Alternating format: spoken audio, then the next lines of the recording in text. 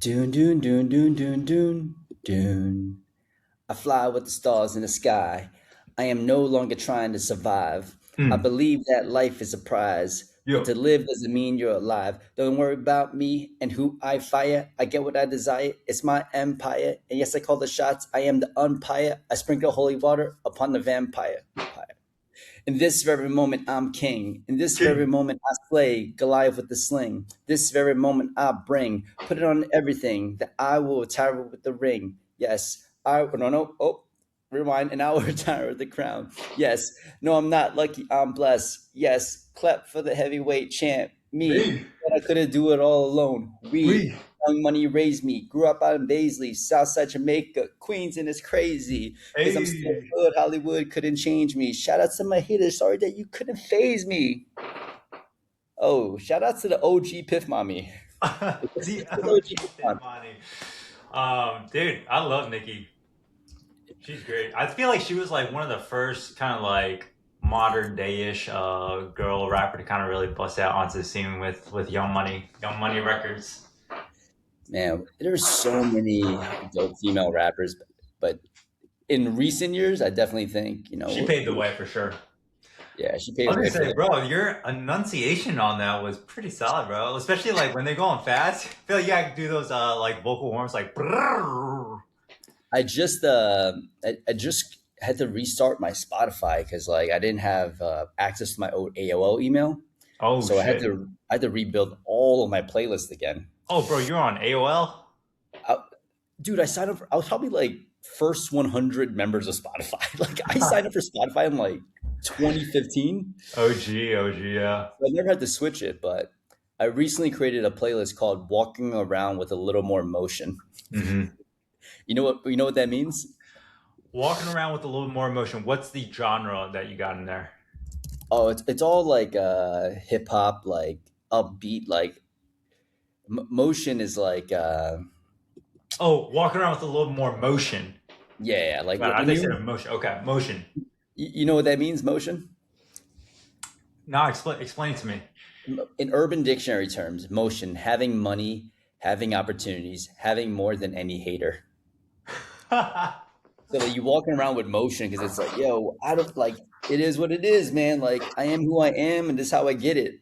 So we got like Nipsey Hussle, J. Cole, Tupac, Dr. Dre, Jay Z, Kendrick, 50 Cent. It's just like a lot of like upbeat, like the description of the playlist is it's a beautiful day.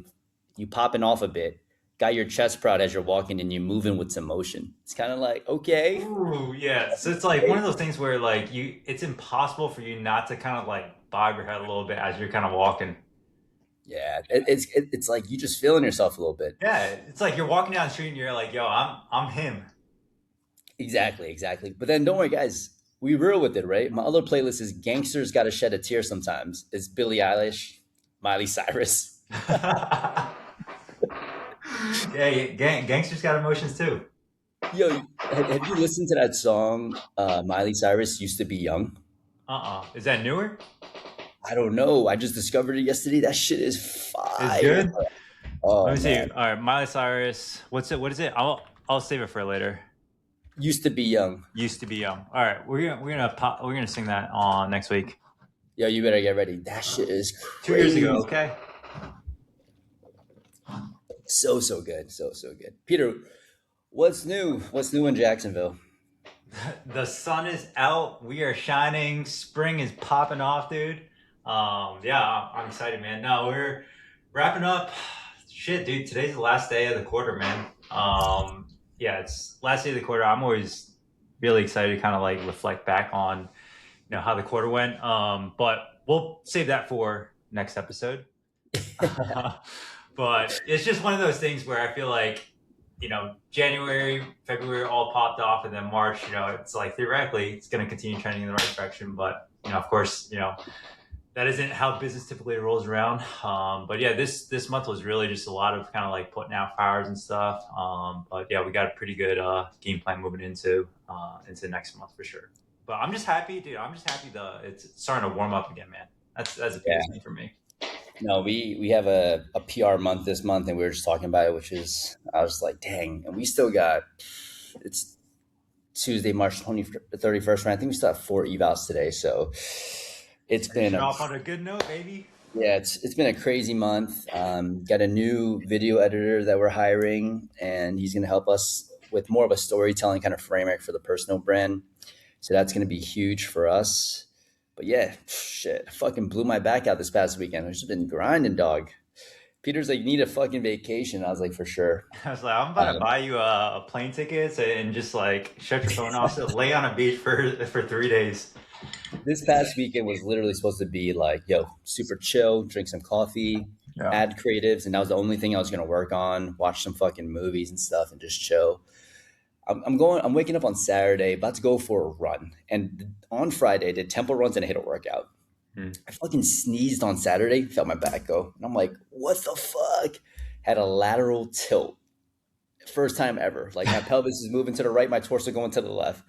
My body didn't know what it was doing anymore. So I was just like, yo, call an audible, 2 days of just like fucking. I walked out there, sat on a bench, and just like felt the sun and just like chilled and relaxed. But I always think it's like, this is good, right? Because one, I was supposed to go to Phoenix to teach, ended up telling Grace to hold it down, and she did crushed it. And it just kind of made me realize it's like, man, one, you gotta make sure. Well, two, that was the first thing. It's like delegate more, but two, it's like there's trade offs for fucking everything, Oh and yeah. no one wants to tell you these things, man. But Peter was like, yeah, I mean, you still train. And I'm like, yeah, dog, but I'm trying to get faster. I'm trying to get fucking stronger, and I'm trying to, grow the practice, grow the education, and obviously scale GGC. So it's just like, man, the trade off right now is like I can't lift heavy as much as I would want to, right? Because the other thing that I'm thinking about is like I care more about running than I do about lifting. Hmm. So lifting is going to mainly serve as a means to improve my running, and I just got to keep it as is. But yeah, bro, trade offs. Fuck these trade offs. I want everything. Yeah, I think that was one thing that I recognized early on. I was like, dude, it's like nothing else matters if like your health is kind of off to the side or compromised. I know a lot of times like people have asked, hey, like what do you typically kind of do for like stress management, or how do you manage like all this workload? And I was just like, dude, like my non-negotiables for me is always just like, hey, I gotta be out in the sun. I gotta usually work out at least like 30 minutes to an hour every single day, and then on the weekends I gotta typically be outside for an outside workout. Typically for me, if like I'm able to kind of do that, then I'm able to navigate working a good bit. But yeah, dude, it's hard when you have so many different like fitness interests, man. Like trying to lift and then trying to get faster. I ended up like I was originally signed up for a Hyrox, but I ended up pulling out of that just because it was like starting to compromise, a little bit with some of my marathon training. But I think hopefully in the future, as you get some more and more time, you can have a little bit more freedom to be able to like train and get yoked, and then set some powerlifting PRs, and then also like have a really really fast time, get faster, and everything like that. Dude, that's why I never recommend powerlifting. It's like I've deadlifted 525, squatted 475, and benched 285 at a like 160. And I'm just like, man, there's a part of me that always wants to get back to doing that. And I'm just like, all right, it's just not worth it anymore for me personally. Right. So it's just like, what's the price that you're willing to pay? For me, it's like things that are super important, like is running, because it's super refreshing, clears your mind, health wise benefits, all those things. Like it's kind of in the season I'm in. Lifting, it's like something that I feel like it's more of an ego thing for me right now. It's like I Yeah. feel like I need to get back to that because I see the homies slinging weights, and I'm like, I got to get like you. Yeah. I'm like, nah, I'm good. Like I just want to focus on running, strength train twice a week, and use it all as a supplement to get better at running. Yeah, I think everybody just always comes in different seasons. You got seasons for like right now, running is like the thing right now. But who knows, like what's it going to be in like a couple years? I know for me, like 2 years ago, pickleball was like the thing. I was like all in on that, and then now it's running. But yeah, I think like as long as you have certain different interests, your different priorities will vary and differ. Your what you value will be different as well too. But yeah, it's the same thing when it comes to people when they're about to transition onto plans of care or what they're determining on what they're going to buy or not.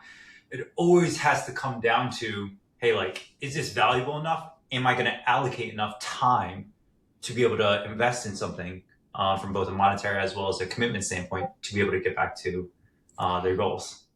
Oh my! I was like, is What do he? you think about that? What do you think about that? Oh, that was good. That was good. I was like, if you were gonna hit that, I was gonna hit it. I was like, you know what? I didn't. It's all about Well, it's like the Dwayne Wade LeBron alley oop. I was like, I could sense you like said that. I was like, oh, all right, I got you. is the is it worth the price you're paying?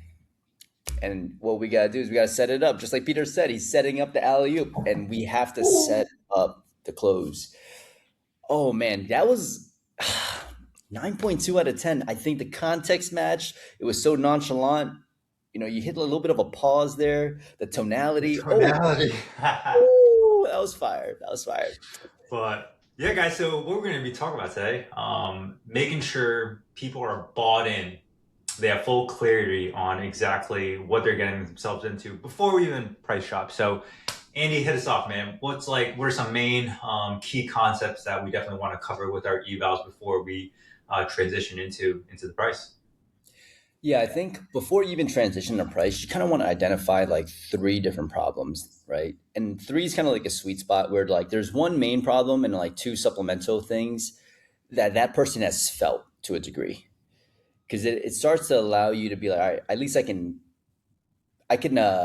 attribute what someone's going through to these three things, and it could be a range of motion discrepancy, it could be a strength discrepancy, and then it could be some sort of like coordination, like you don't know how to control your body within a particular movement discrepancy.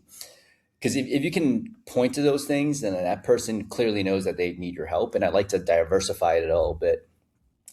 Now, when we go into the room or wherever we're pitching, like we used to just pitch in an open gym, so you don't need a room per se. Mm-hmm. I would always sit the person down and I would say, all right, I think as we transition from one place to another, I'm like, hey, I think that's enough. That's really good for today. Let's go into the room and let's chat about it. And when we sit down, the first thing I ask is like, before I start to break down what the plan is, how did you feel about everything? Did you feel like I was missing anything? Is there anything that you want to look at? Like and then how did you just feel about the session that we had? The goal here is two things. You want someone to either tell you like straight up like, oh, I feel like I was just missing one of these things, like I wanted you to talk about this a little bit more. It allows you to have a more complete evaluation. If you do your due diligence, chances are they'll say, I thought that was awesome. Right? It's like, I thought that was awesome. It was so different from what I've gone before. And this is the first stage of someone selling themselves. But you don't want to start to talk about what the plan is if the plan has something missing, right? Because if they tell you straight up, like, I wanted you to talk about this more, or like, hey, I had mentioned this, we didn't get a chance to look at that. You just want to be able to address all those concerns prior to the pitch. Love it. Yeah, I think one of the biggest things is really just getting them to feel as if, hey, like this was something that was a productive, right? Either like some sort of intrasession change, increase in range of motion, decrease in pain. It's like, hey, can you actually feel how the things that we initially started off with today is going to be an integral part in terms of getting you back to XYZ, right? And then from there, once we get off the sensation, everyone's, usually a little bit warm from moving, sweating a little bit. And then from there, awesome, cool. Let me walk you through the exact steps that we need to take moving forward so that we can finally get you back to, running pain free, working out in the gym without shoulder pain or anything like that. And then, that's really where we kind of break down the three initial stages. So for you, like, what are your like three initial stages that you'll kind of, or three stages that you'll kind of split it up into to kind of walk them through, hey, point A to point B? Yeah. I think a lot of different groups, masterminds that you join will have something similar to this, right? It's like, hey, we want you to have a three-step process, XYZ. And they all usually try to like name it after like the same first letter. It's like, we are going to recharge and we're going to refresh and then we're going to refine. And I think when you say some of those things in a very clean way like that, you think you're doing a good job. I've seen the complete opposite with New Yorkers. Yeah. New Yorkers they're always trying to figure out, am I being sold to? So our three steps, we keep it in super layman's terms. Step one is we're just trying to address the root causes of what's going on. And in step one, I start to break down everything that I found within the assessment, right? Mobility restrictions, things that are weaker side to side, things that you had trouble coordinating side to side. and I break down how that places stress to that area. So it's like, hey, you have this hip internal rotation deficit. And this is the same position where when you were in that shin box or when I moved your hip inward, you felt that kind of hip hike, right? You felt your back start to contribute and it felt really sticky. And if you're seeing my face, I'm literally making a face. It felt really sticky on the right compared to the left. That's how you sell something to somebody, right? Like you got to have tonality. Then we move into step two, which I talk about. It's building your foundations. And this is like your squat, your hinge, all of those like push pull patterns, carry patterns. And we're also going to start to introduce dynamic movements here. Now, one thing I always do is I always reference the previous step, right? So in phase one, as we're starting to address your root causes, if we don't do phase one and we progress too quickly to phase two, you're going to keep compensating and keep getting the same tissue aggravated. So our goal is to make sure we address the root causes and then start to scale the foundational movements that you're always going to be doing in the gym. And then phase three is return to sport. Whatever it is that you're trying to get back to, if it's high rocks, if it's running, etc., we're going to together a plan, and it's going to look more and more like your goals. It's going to look more and more like your typical training. And whatever tends to break as we start to ramp things up, we'll also address it ahead of time before it becomes a bigger problem. So phase one, address the root causes. Phase two, build your foundation. And phase three, it's return to sport. Love it. Yeah, I think, whatever you want to call it, I don't really think it really matters that much. I think as long as it makes sense to the person in front of you. But I think a lot of the mistakes that I made very, very early on was just like, hey, you're going to need like 8 sessions or 8 weeks, and this is how much it is. And there was no like intentional breakdown of like, hey, everything that we're going to cover within, these different phases or within this time frame. But I think like splitting up right into those different phases gives them like a sense of like, hey, this is like a very systematic step-by-step progression. I can't just jump immediately into phase two without addressing all the prerequisite demands that we need to kind of address and cover in the initial phase one. But yeah, for us, I think it's very similar. I think we just call our phase one, hey, like the pain stage. And typically with that, hey, the main goal is, yeah, we just want to make sure we decrease pain, short range of motion, get you moving normally again. And then from there, we'll typically kind of walk them through specifically all the impairments that we found on the initial. Hey, like we're going to fix X, Y, Z, 1, 2, 3, 4, 5. This is all going to be in the first initial stage. One of the things that we've switched to recently is like telling them how long it's going to take in this phase. And I know for us, like SPTs, we always kind of like to live in this like gray zone, right? Hey, it could be anywhere from 1 week to 5 weeks, like who knows? But what we found is like a lot of times, even if it is really going to be a range, you just want to come off with a lot of confidence. Like, hey, based on everything that we saw today, it's going to take you 3 weeks to progress through this first initial stage. From there, now, once we've addressed all these impairments, we're now going to transition you into our next stage, which is our perform stage.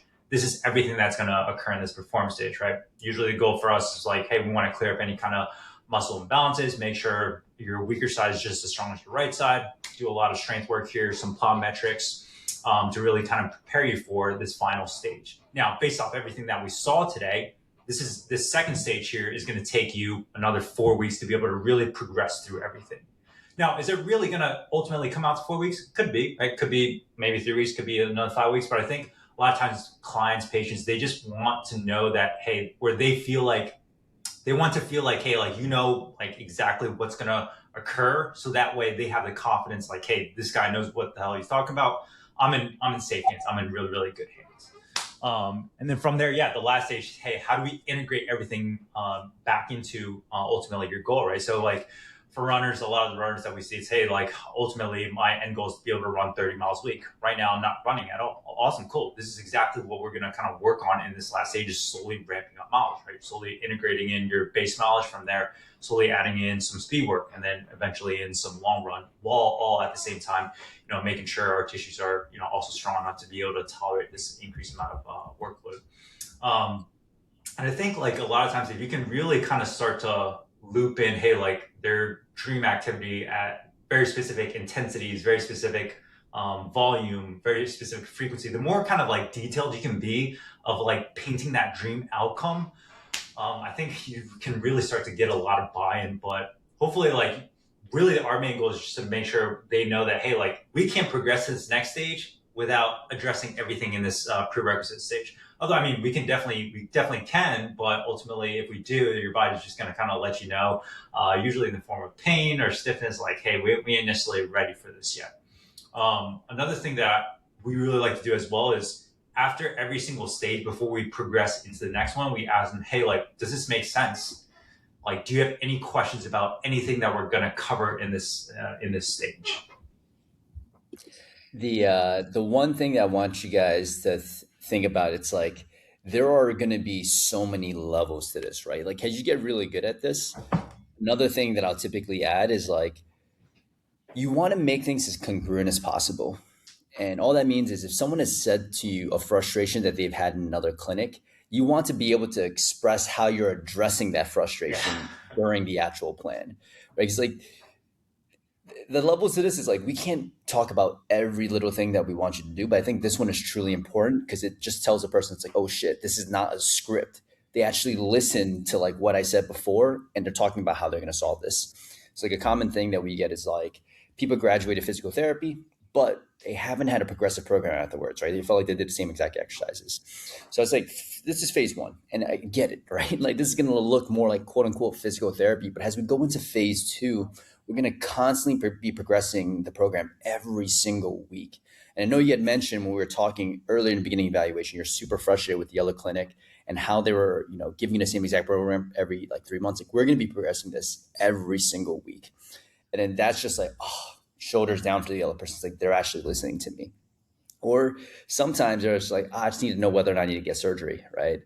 It's like, listen, no matter what, if you decide to go get surgery, that's okay, right? The surgeon obviously told you that you need a surgery. But even if you get surgery, it's not going to resolve everything in phase one. Like phase one does not change with surgery. You're still going to need to do that even if you get surgery. The good news is that we can address these things without surgery and start to get you to feel better. So any kind of frustration or things that they've alluded to in a subjective interview or that you're picking up as you're talking to them, try to tie it back to this plan and how you're going to address it. If someone said like, hey, I feel really like nervous sometimes like between sessions doing things on my own, well, that's kind of when we go into the value stack and other things that we can include. But you have to make this kind of like bespoke messaging approach to the people in front of to the person in front of you. Yeah, absolutely. It's like the phases are general frameworks, but you definitely have to tailor it to like whatever their specific goals are or whatever impairments that you found on the initial assessment. But yeah, we'll actually even use like things that they failed on the actual assessment. Whether it's like, hey, like they can't, hop on one leg, 25 times without pain. It's like, cool. In this second stage, you know how earlier we tried to like have you hop and you couldn't do it because of pain? Well, guess what? Like in this second stage, because we built up enough like strength and tolerance, like this is actually where you will be able to like hop without any kind of issue. So alluding back to a lot of the things that they struggled with, or maybe like that hip hike, situation at the beginning. It's like, hey, Bro, like we can't stand, normally right now. Well, guess what? In this stage, we gonna be nicely aligned. yeah. The the plan is just to have something to reference, right? Because people, you can always speak things out, but I truly do believe that like some people are just like more visual learners, Yeah. right? It's the same thing like when you demonstrate a movement and someone can copy you. It's like when they see the plan laid out, it's better than just saying it. But if you don't have a whiteboard around, just rehearse the script so much that it sounds so natural. Or even then, if you pull someone up next to you, just take out an iPad and start to draw on it. Like do something to start to paint the picture visually because it's much easier to get buy-in with visuals. Yeah, one of the things that it's funny that you mentioned like rehearsing it so much so that way it just comes across naturally. What I realized, because like pretty much all of last year I was just only like doing initial evaluations.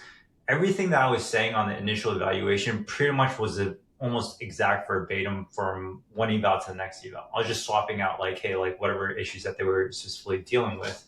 But I thought that was like really interesting because I think like the more times you do it, like it just becomes like second nature pretty much. But yeah, dude, there were like multiple days where I would just like rip like eight or nine evals in a row. And it was just exactly just like, hey, verbatim when it came to the pitch, like, hey, same exact thing, bam, bam, bam, bam, bam. Peter, you have the plan. What do you do next? How do you move this along after you've written out the plan and they're like, hey, this looks really awesome. I love it. Sounds good to me. Awesome. Yeah. So typically from there, I'll ask them, it's like, hey, I'm just curious on a scale of 0 to 10. Hey, you won't hurt my feelings, right? But how confident are you that this is the exact program and plan that you need to be able to get you back to running without pain? I really like that as like a quick temperature gauge check to be able to see, hey, do they actually really convey all the right or do they really understand the information that I was trying to convey to them? You'd be surprised, like sometimes you feel like you did a really phenomenal job of communicating everything. And so who knows, like sometimes it just maybe doesn't resonate with them.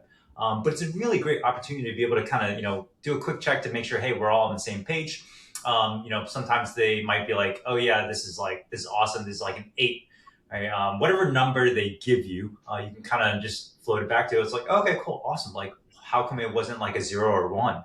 And then this allows them to repeat back all the benefits of like, hey, why they feel like this plan was very clearly and articulately laid out. And then from there, it's like, hey, well, just curious, like, what do you feel like you would still need in order to get this all the way up to like a 10 so that you have full clarity and confidence this is exactly what you need?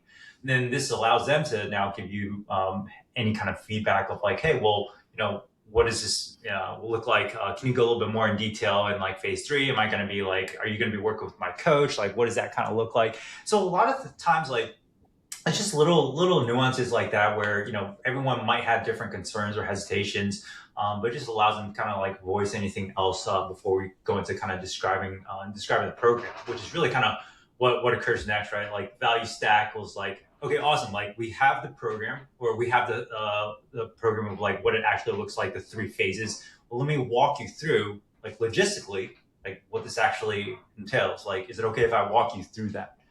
And then from there, we'll typically kind of just walk them through. All right, awesome. So it's really 3 different things that you're going to get within the program of like these 10 weeks, these 12 weeks that you're going to be working with us so that we can get you back to running pain free. First thing is like, how often are we going to be coming in? And so based off of everything that we saw today, you're going to be coming in 1 time a week, 2 times a week, whatever you guys feel like is necessary or appropriate. Usually for us, it's like, hey, 1 time a week. And then we'll let them know this is exactly what it's going to look like every single time you come in. You're going to be working with us one-on-one. It's going to be very, very detailed. We're going to be working on progressing things every single time that you come in. I think that's like a very big thing that we really try and hone in on for them. Because I think a lot of times people come in, they're like, yeah, I go to physical therapy and it just feels like I'm being babysat and I can do all things that I can just basically do this at home by myself, right? Like, what am I coming in for? So we really hone in on like, hey, like, when you come in, we're going to be like progressing stuff. We're going to figure out, hey, like what's like the most amount of, intensity activity that you're able to do without like kind of going beyond that threshold. And so we're going to be testing out a bunch of different things in here. So that's the first thing is like, hey, overall frequency. And then we always like to do some sort of commitment tie down after we kind of talk about every single thing, right? So the first thing, hey, you're going to be coming in 1 time a week. Do you have the capability or bandwidth in your current schedule to be able to do that? And so we definitely want to kind of like screen and triage that out. It's like, hey, I think I might be able to, but this week I'm traveling. Hey, awesome, no worries. Like when you are traveling for that 1 week, we can basically just do a virtual appointment. That way we don't lose out on any of the progress that we're going to be making with the exercises. So that's like the first thing. It's really just talking about like the frequency. But yeah, for you guys, is there anything else about like the frequency that you like to kind of talk about in there? No, we do something very similar. We'll do the value stack after the plan, and then Yep. we kind of say like, hey, just want to make sure that like we're actually delivering value. How do you feel from like 0 to 10? And then trying to troubleshoot like why wouldn't just curious like what would make it like a home run for you. And that's Yeah. kind of one thing that we've added as a script. So instead of like Peter had alluded, it's like, hey, it's not a 0 or 1. So like what makes it like an 8? We try to go into like 8 out of 10, we're stoked, right? Obviously, we're super pumped that like it's an 8 out of 10, but I'm curious, like, what would make it a home run for you? Yeah. And with our patient population, it's usually like, yeah, it's just like the plan sounds great. I just want to make sure that it actually works, right? Mhm. And this is where like sometimes we'll say certain things that can make someone feel more comfortable. So if you know that you always typically get an 8 or 9 out of 10, and it's a very similar reason, you also want to have a script for that. So one thing that we say in that case is Like, listen, I am stoked, right, that it's 8 out of 9 out of 10. But what would make it a home run for you? Like, I want to make sure that we're delivering as much value as we can. If they say something along the lines of, I just want to make sure that this will actually work, I just straight up say, like, listen, we can't predict the future, but I've seen this so many times that when you improve all of these things, you will feel better. And we don't do this often, but if you commit to working with us and you don't get the result that you wanted to do after you've, did all the programs, all that stuff by yourself, we'll continue to work with you for free until you get back to doing what you love. Would that make it a 10 out of 10? And usually they'll say, yeah, that's exactly what I'm looking for. I'm like, all right, we don't do it often, but I know you've been through it, right? You've seen so many physical therapists, different doctors, healthcare providers, and I just want to let you know that we're on your side. Like, we want to see you on the other side of this. And that's usually like, it just gives them that little bit more of like a guarantee. Like, there's nothing to lose here, right? Yeah. And I think that's what you want. You want to set it up so they literally feel like, I've got nothing to lose. Do you guys add in some sort of like kind of conditions like, hey, granted, like you have to do all the things that we tell you to do at home. Make sure you're logging your exercises in the program and the app, making sure you show up to your appointments and everything like that. That's essentially what we say. It's like, hey, if you do the work, right, Okay, and you're cool. like, Yeah, yeah. it's like if you do the work, you're doing a program, you're doing everything that we tell you to do, and it's not getting like better, or like it's not getting better at the clip that we would originally imagine, then we'll continue to work with you for free. And then the key here is that like we take a very functional approach to rehab, right? It's less about just measuring pain. It's more so about like, hey, did we improve someone's function?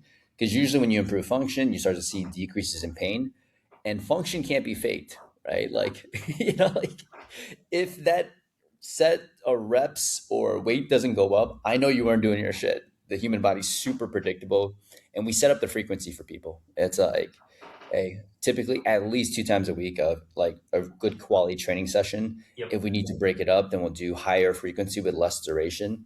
But yeah, we definitely talk through like if you actually do the work, right? We're more than happy to do XYZ. I think like as you get larger and larger, and you have more and more social proof, you be, you don't necessarily need to provide as much of kind of like a guarantee, right? Because a lot of the results will ultimately speak for itself. But I still, yeah, remember like when we were still fairly early on, people were like a little bit hesitant. We would kind of like offer some of that, like that conditional guarantee.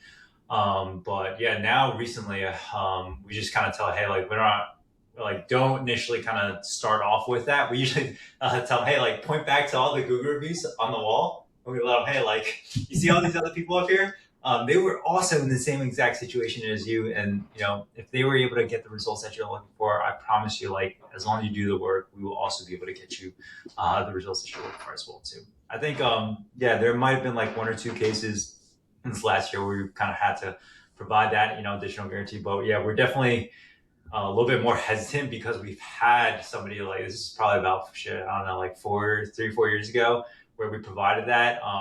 They didn't really log their exercise, didn't really kind of, I think they spread out like their 8 visits within, I think like shit, like 6 months or something like that. And then they came back afterwards, after the 6 months, like, hey, I didn't get any better. Like I want a refund. I was like, oh shit. I was like, all right, we gotta tighten up a little bit this guarantee a little bit. So it's kind of after that we kind of like became a little bit more like create a little more guardrails with these guarantees. But Yeah, yeah, I mean, we have the same thing with like GGC, right? Like if you do what we tell you to do and like you don't get the outcome that you want, we'll continue to work with you. But the truth is, whenever people do what they have to do, and we tell them to do, they make their ROI back very, very quickly. So like, don't do that guarantee unless you're very confident in yeah, your ability to deliver that outcome. sure. For moment, the only like I would say it happens about once a year where I step in and I treat someone pro bono, Mm, right? Like someone on our team didn't get the outcome that they wanted, but we have so many feedback loops because I'm meeting with our therapist every single week. So if someone's yeah, not making progress, I immediately jump in to help them troubleshoot. But there's been times in the past where like I would come in and I would treat someone like completely pro bono for like sometimes like 2 months. But here's the thing, right? You're like, oh my gosh, you're wasting maybe within 2 months. I treat them for 8 sessions complimentary. I see that as a positive ROI because if my team sees that I'm willing to come in and step in whenever I can for them, they will speak with way more conviction during the sales process, Mm. right? Because they know, like at the end, like Andy's got me covered, and I'm not going to do that forever. Like our senior therapist will eventually take care of that. But for now, it's like it's super easy for me to be like sell with fucking conviction because I'm going to meet with you every single week to troubleshoot, and if something happens, I can always take over that plan of care for you. Love that. Love that. Where we after talking about the overall frequency of visits. I know we went on a little bit of a detour there. Um, then we'll talk Oh, about, well, hey, next thing that you're wondering about, right? Is like, hey, like, how often will you need to do this outside of here, and what will that look like? Well, guess what? We have a customized app that we have that you're going to download on your phone. This is where we're going to program things out specifically for you to work on outside of here. You're going to download it on your app. You're going to pull it up when you're at the gym or whenever you're at home. And then on there, it's going to have all the videos, exercises, and everything like that that you have to do outside here. Now, all these exercises will vary and change on a weekly basis depending on what we structure for you for that week. But at the very minimum, you need to do this 2 to 3 times a week, and it's only going to take you probably about 15 to maybe 30 minutes. Is this something you're able to do outside of here? Right? Get that second additional commitment. Let them know, all right, cool. You're going to have some additional support outside here that you have to do, a little homework, make sure you do that. And then last thing is like, also cool. The best part about working with us versus like traditional insurance clinics is the fact that you also get direct communication and accountability from your therapist on the app as well too. Right? Whereas like the majority of all the other clinics, you're typically seeing maybe a different therapist every single time, or like in between sessions, if something flares up, if you have like a question, you won't be able to kind of get that question or concern addressed until you come back in. With us, like our therapists are constantly checking in with you outside of here.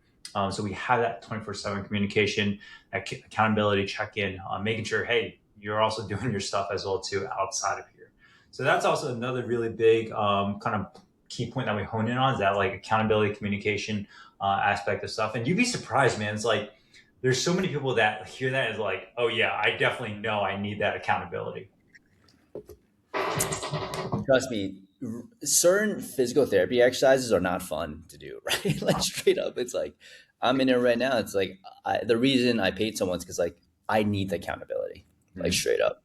So that is a huge point. And like these questions feel kind of redundant, but the last thing you want is to pitch your offer and someone says, I don't have the time.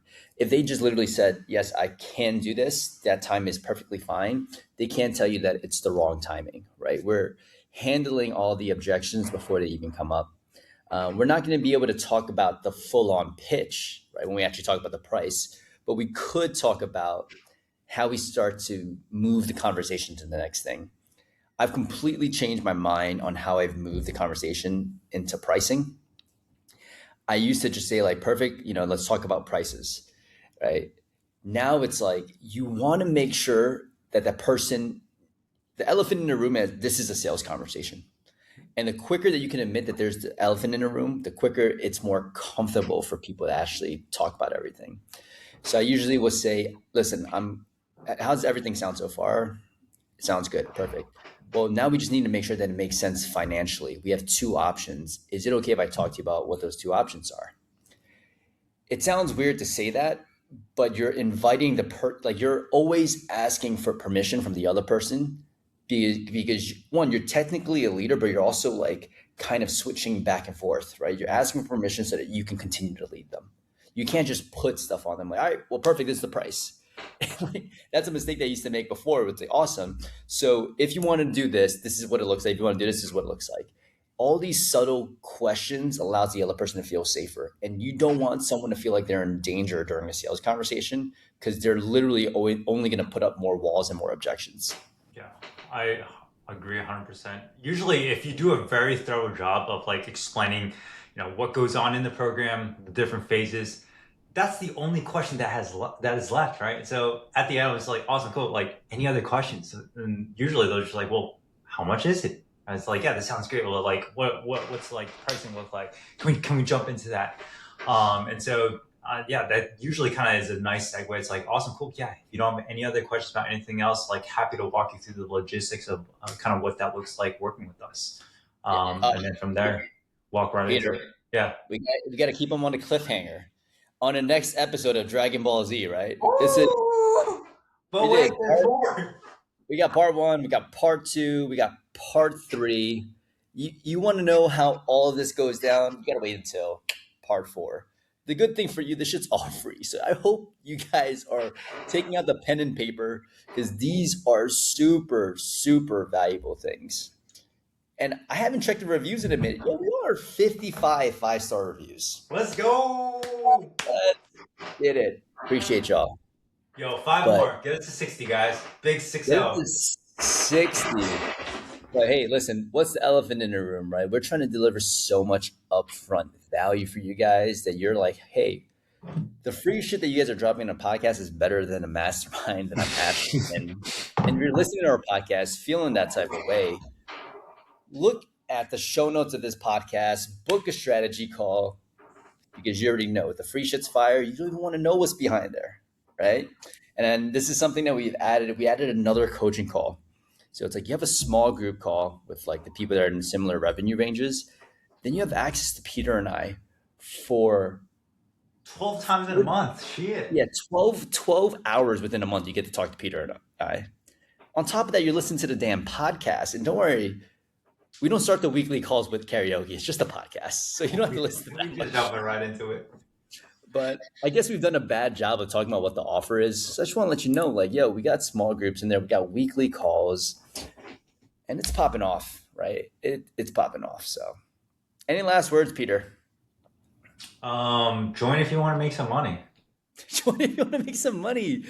Oh, But if you hey. don't, it's totally cool too. And you just want to listen to us continue to sing, that's cool too. Yeah. But if you want to make some serious money, come join. If you're looking for a PMP, what's PMP? Peace and profits, baby. Peace and profits. Profits. Peace. Peace.